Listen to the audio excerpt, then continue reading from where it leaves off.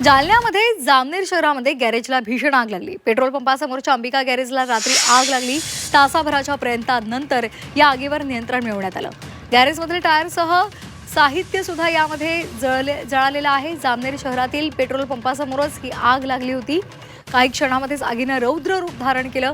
या आगीमध्ये गॅरेजमधलं साहित्य, वाहनांचे पार्ट्स, तेलकट माल उच्च ज्वाळांनी पेट घेऊन जळून गेलेले आहेत। आगीच्या प्रचंड धुराचे लोट आकाशामध्ये झेपावताच तिथल्या परिसरातल्या नागरिकांमध्ये भीती निर्माण झाली। तात्काळ त्यांनी अग्निशमन दलाला याची माहिती दिली। दुकानाचं शटर वितळून पडण्या इतकी आग भयंकर होती। या घटनेची माहिती मिळताच तिथे जामनेर नगरपालिका अग्निशमन दल दाखल झालं। तसंच स्थानिकांनी सुद्धा यावेळी मदत केलेली आहे। साधारण 1 तासानंतर ही आग आटोक्यात आणलेली आहे। दरम्यान ही आग नेमकी का लागली हे मात्र कळू शकलेले नाही।